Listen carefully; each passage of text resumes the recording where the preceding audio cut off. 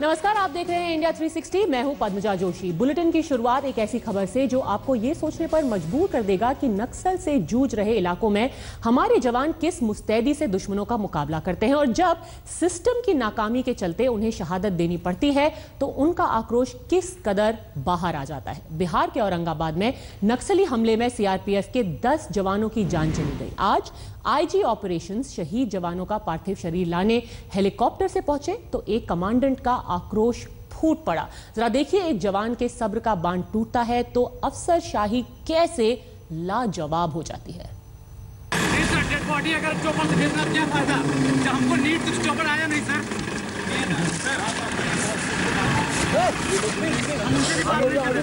हम अंदर से सर कंटिन्यू हमारे कोर्ट पे बंदे मारे 4 घंटा।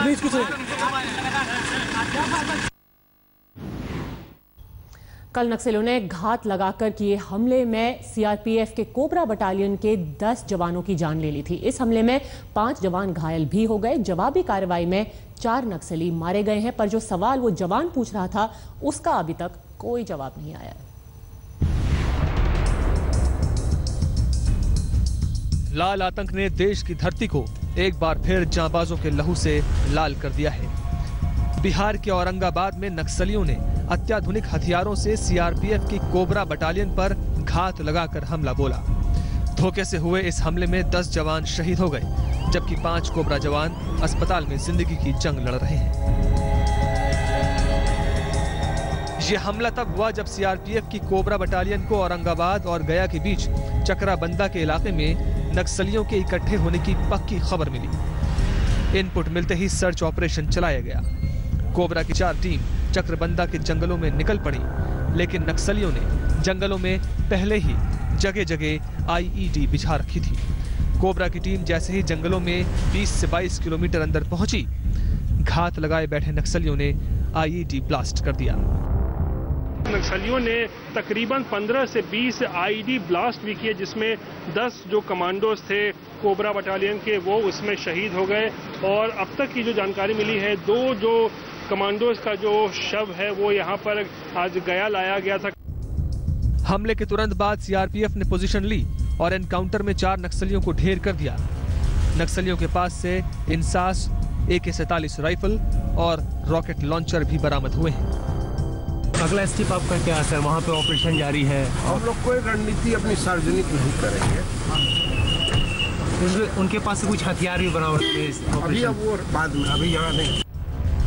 अब सीआरपीएफ पूरे इलाके में सर्च ऑपरेशन कर रही है।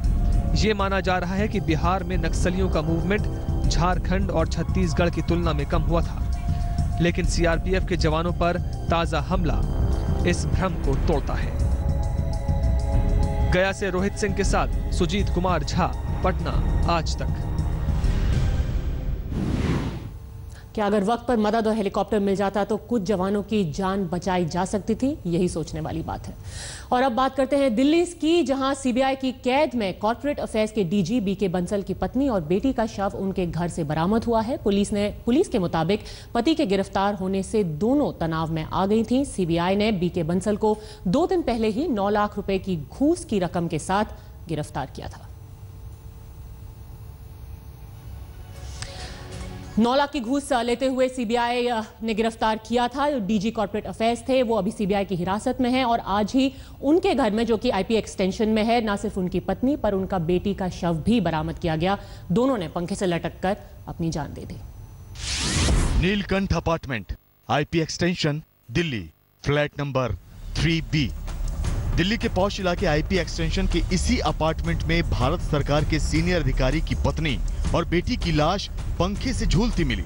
घर में काम करने वाली लड़की ने दरवाजे को अंदर से बंद पाया और लगातार कोशिश के बाद भी जब दरवाजा नहीं खुला तो उसने गार्ड को बताया। इसके बाद अपार्टमेंट में सनसनी फैल गई। आनन फानन में पुलिस को वारदात की सूचना दी गई। क्या नाम है दोनों अंकल आंटी बहन? क्या नाम है? एक का नेहा, एक का सत्यवाला बंसल है। क्यों सुसाइड किया बेटा? अंकल जी हमें नहीं पता। तुमने कब मालूम करा? इन्होंने कैसे सुसाइड, कहाँ पे लटके किया सुसाइड? पंखे से लटके दोनों? कितने महीने से काम कर रही है? हमें 4 महीने हो गए। तुम्हें कब मालूम चला सुसाइड किया? हम 1 बजे उन्हें बुलाने गए तो दोनों पंथी अंदर कमरे। पंखे से लटके मिले शव की पहचान सत्यबाला और नेहा के रूप में हुई है। दोनों के शव घर के अलग अलग कमरों से लटके मिले। पुलिस ने शवों को कब्जे में ले लिया है। पुलिस ने मौके से 2 अलग अलग सुसाइड नोट बरामद किए हैं। सूत्रों के मुताबिक इन सुसाइड नोट में सीबीआई का जिक्र है। ये घर कॉर्पोरेट अफेयर्स के डीजी बीके बंसल का है। आपको बता दें कि 3 दिन पहले ही बीके बंसल को 9 लाख रुपए की घूस लेते हुए गिरफ्तार किया गया था और वो फिलहाल सीबीआई की कस्टडी में है। अपार्टमेंट के गार्ड के मुताबिक 2 दिन पहले सीबीआई ने बीके बंसल के घर पर रेड किया था। ये छापा बंसल की गिरफ्तारी के बाद हुआ। सीबीआई का नहीं। कब आए थे सीबीआई वाले? सर यहाँ शनिवार को आए थे और कल भी आए थे। इनके पति क्या सरकारी काम में करते हैं? अब कहीं सरकारी करते हैं सर, लेकिन क्या करते हैं ये सरकारी में कहाँ है ये हम लोगों को पता नहीं। यानी बीके बंसल के घर के हालात सामान्य नहीं थे। यही वजह है कि पुलिस इसे खुदकुशी का मामला मान रही है। बताया जा रहा है कि पति की गिरफ्तारी के बाद पत्नी और बेटी बेहद तनाव में थी। हालांकि मौत की वजह का खुलासा पोस्टमार्टम के बाद ही हो पाएगा। गिरफ्तारी के बाद दोनों परेशान रहने लगे थे और काफी कुछ अलग थलग पड़ चुके थे। कैमरामैन विक्की और दीपक डालमिया के साथ राम किंकर सिंह, दिल्ली आज तक। और अब एक और मौत की मिस्ट्री जो तब सामने आई जब नहर के किनारे एक लड़की की लाश मिली। फिर जब तफ्तीश हुई तो पता चला कि लड़की के घर में ताला लगा है और उसका पूरा परिवार गायब है। हैरानी भरे तरीके से इस परिवार के सभी सदस्यों के मोबाइल फोन भी अब स्विच्ड ऑफ हैं और गुमशुदगी के बारे में ना तो पड़ोसी कुछ जानते हैं और ना ही किराएदार।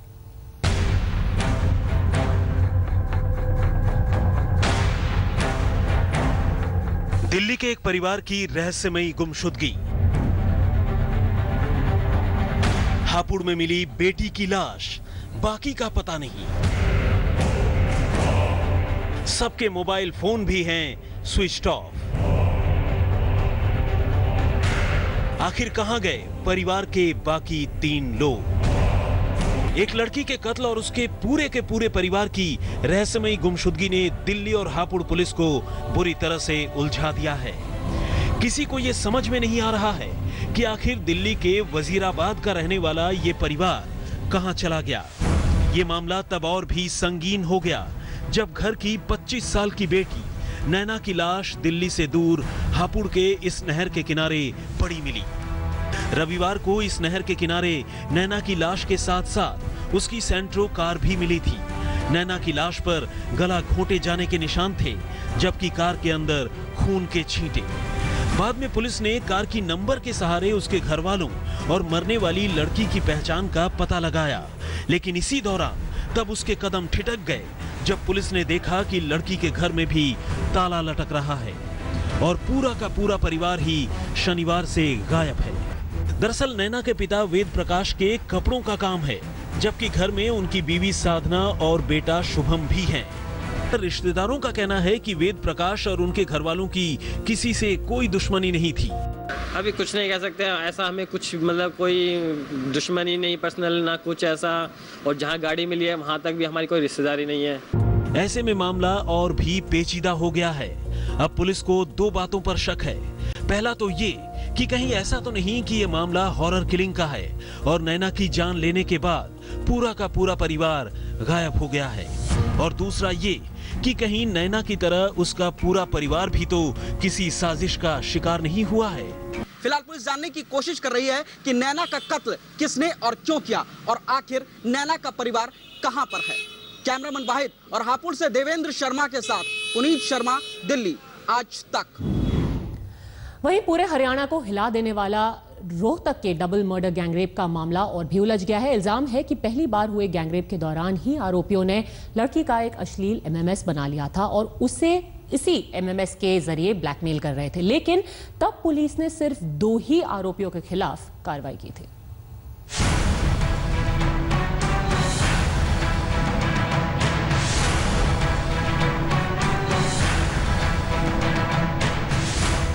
पहले 5 थे, अब भी वही थे। अस्पताल के बिस्तर पर पड़ी ये वो लड़की है जिसके साथ हुई ज्यादती की कहानी ने पूरे हरियाणा में भूचाल ला दिया है।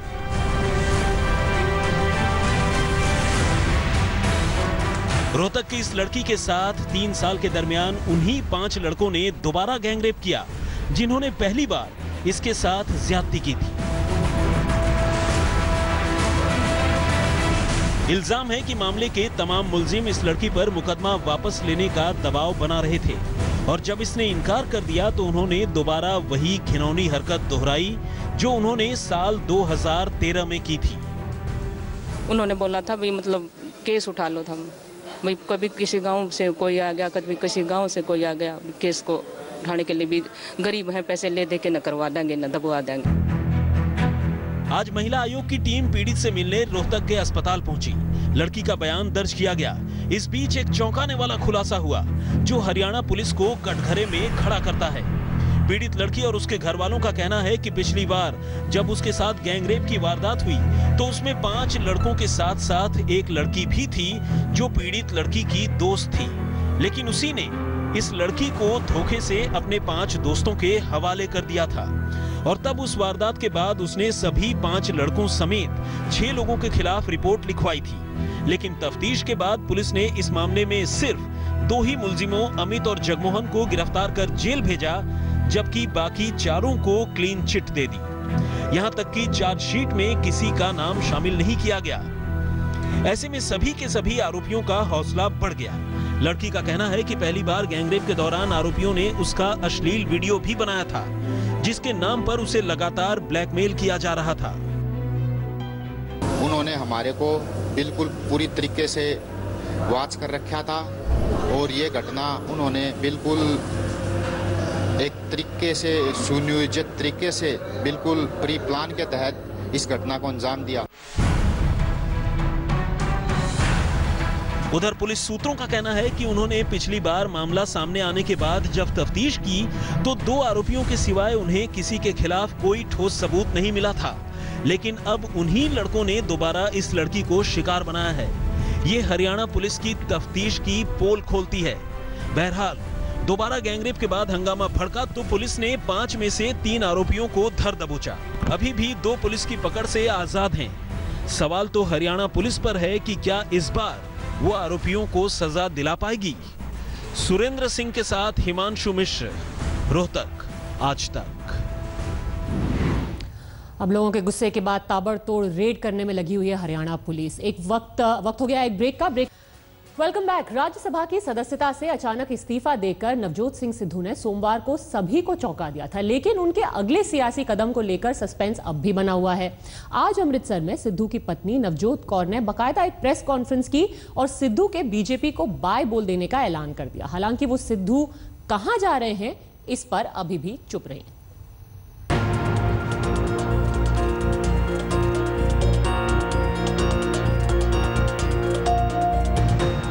वैसे तो पंजाब चुनाव से ठीक पहले सिद्धू ने राज्यसभा की सदस्यता से इस्तीफा देकर बीजेपी को झटका दिया, लेकिन आगे के लिए अपने पत्ते नहीं खोले। अब तक उनके आम आदमी पार्टी में शामिल होने पर सस्पेंस बरकरार है। सिद्धू खुद तो सामने नहीं आए, अलबत्ता उनकी पत्नी ने बीजेपी के अंदर उनकी घुटन को जाहिर किया। सिद्धू के पार्टी छोड़ने पर मुहर लगाई और केजरीवाल की बढ़ाई में कसीदे पढ़े। हालांकि ये भी साफ करते गई कि वो खुद अभी बीजेपी में ही हैं। उन्होंने अब साफ ही कर दिया, वहां छोड़ दिया। अब आप खुद भी सयाने हो, आप खुद भी समझ सकते हो, तो let it come from his mouth. तो कोई चांसेस हैं बीजेपी को दोबारा रिज्वाइन करने के? नहीं, बिल्कुल भी नहीं। मैं एमएलए का काम कर रही हूँ, लोगों के लिए रोज झक खाती हूँ, 5-5 घंटे घूमती हूँ, तो मैं लोगों को जिन्होंने मुझे चुना है, जब तक वो नहीं कहते कि हमें छोड़ दो, मैं क्यों छोड़ू? मैं उनके काम को एज अ कार्यकर्ता मैं अपना नॉर्मल कर रही हूँ, नॉट एज अ लीडर। मुझे समझ नहीं आता इंडियन पॉलिटिक्स में ये क्या बीमारी है कि तुम किसी की तारीफ कर दो तो उसको देखा जाता है कि तुम एंटी पार्टी कुछ कर रहे हो। एज अ पर्सन जैसे वो हेल्थ एजुकेशन के लिए काम कर रहा है, मेरी विजन वो थी मोहल्ला क्लिनिक्स वाली। इससे पहले दिल्ली के मुख्यमंत्री अरविंद केजरीवाल ने सिद्धू के इस्तीफे पर लगातार दूसरे दिन ट्वीट किया। लिखा, बीजेपी के शीर्ष नेतृत्व के तानाशाही वाले रवैये के कारण ईमानदार और भले लोग पार्टी में बहुत घुटन महसूस कर रहे हैं। यानी केजरीवाल ने सिद्धू के बहाने बीजेपी पर निशाना तो साधा, लेकिन पार्टी में उनकी एंट्री को चुप्पी साधे रखी। यही हाल पार्टी के दूसरे नेताओं का भी है। इधर बीजेपी की सहयोगी अकाली दल की नेता और केंद्रीय मंत्री हरसिमरत कौर ने सिद्धू पर मौका परस्त राजनीति करने का आरोप लगाया। बीजेपी अभी सिद्धू के दांव में उलझी ही थी कि तभी ये खबर आ गई कि बीजेपी से निलंबित सांसद कीर्ति आजाद की पत्नी और दिल्ली बीजेपी की पूर्व उपाध्यक्ष पूनम आजाद आम आदमी पार्टी में शामिल हो सकती हैं। यानी बीजेपी को एक और झटका लग सकता है। दिल्ली से अशोक सिंघल के साथ मंजीत सहगल, चंडीगढ़, आज तक। कांग्रेस उपाध्यक्ष राहुल गांधी 2 साल पुराने अपने बयान को लेकर अब मुसीबत में फंस गए हैं। महात्मा गांधी की हत्या से आरएसएस को जोड़ने पर सुप्रीम कोर्ट ने उनसे माफी मांगने को कहा, लेकिन कांग्रेस ने साफ कर दिया माफी का तो सवाल ही पैदा नहीं होता। आखिर क्या रोल होगा नवजोत सिंह सिद्धू का आम आदमी पार्टी में, कब वो आम आदमी पार्टी में शामिल होंगे, इस पर अभी तक सस्पेंस बना हुआ था। पर सूत्रों के हवाले से अब यह खबर आ रही है कि नवजोत सिंह सिद्धू जल्द ही आम आदमी पार्टी का हिस्सा बन जाएंगे। उनकी क्या भूमिका रहेगी? अंकित त्यागी हमारे साथ अब फोन लाइन पे जुड़ गए हैं। किस भूमिका में नवजोत सिंह सिद्धू को आम आदमी पार्टी में लिया जाएगा? अंकित। पद्मजा, बिल्कुल अब रास्ता साफ हो चुका है। नवजोत सिद्धू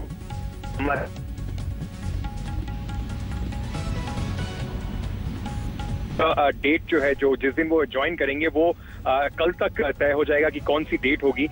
जरूरी बात यह है इस सब डेवलपमेंट में कि नवजोत सिंह सिद्धू जो है वो ना तो चीफ मिनिस्ट्रियल कैंडिडेट होंगे आम आदमी पार्टी के, ना ही वो आम आदमी पार्टी के टिकट पर इस बार पंजाब में चुनाव लड़ेंगे, बल्कि वो पंजाब में स्टार प्रचारक के रूप में देखे जाएंगे। वो पूरे पंजाब में कैंपेन करेंगे। साथ ही साथ उनका पंजाब इलेक्शन के बाद नेशनल रोल भी रहेगा आम आदमी पार्टी में। और जहां तक सूत्र जो हैं वो ये भी बता रहे हैं कि कहीं ना कहीं ये बात भी चल रही है, हो सकता है उनकी जो वाइफ है नवजोत कौर, जो एमएलए हैं पंजाब में, वो अगले 1 या 2 महीने में भी आम आदमी पार्टी में आ सकती हैं और वो आम आदमी पार्टी के टिकट पर चुनाव लड़ेंगी। अभी तक उनकी पत्नी नवजोत कौर ने यह भी बात की पुष्टि नहीं की है कि क्या वो भाजपा छोड़ेंगे कि नहीं, पर अब सूत्र अंकित को बता रहे हैं कि जल्द ही उनकी भी आम आदमी पार्टी में एंट्री हो सकती है। शायद उनको टिकट मिलेगा आम आदमी पार्टी का। पर नेशनल रोल की जो आप बात कर रहे हैं अंकित, किस तरह का नेशनल रोल? अभी तो पंजाब चुनाव में वो स्टार प्रचारक रहेंगे, उसके बाद क्या भूमिका रहेगी उनकी आम आदमी पार्टी में? देखिए, सिद्धू एक काफी पॉपुलर फिगर है। उनको गुजरात और बाकी जगह में भी प्रचारक के रूप में इस्तेमाल किया जाएगा। साथ ही साथ जहां तक सूत्र हैं वो ये भी बता रहे हैं कि जो इसके आगे की जो क्या रोल रहेगा वो नवजोत सिंह सिद्धू का आम आदमी पार्टी में, किस तरीके से वो आगे बढ़ेंगे, वो अभी तय होना बाकी है। लेकिन इंपॉर्टेंट रोल जरूर रहेगा नवजोत सिंह सिद्धू का। और क्योंकि जिस तरीके से उन्होंने राज्यसभा की अपनी सीट भी छोड़ी है और कहीं ना कहीं बिना किसी कंडीशन के आम आदमी पार्टी में आ रहे हैं, चीफ मिनिस्टर फेस नहीं बनेंगे। लेकिन अभी तो सारा ध्यान पंजाब के चुनाव पर ही रहेगा। उसके बाद 2017 के बाद शायद फैसला होगा कि नेशनल रोल क्या रहेगा नवजोत सिंह सिद्धू का। सारी जानकारी के लिए अंकित आपका धन्यवाद। वक्त हो गया है एक ब्रेक लेने का। आप देखते रहिए आज तक।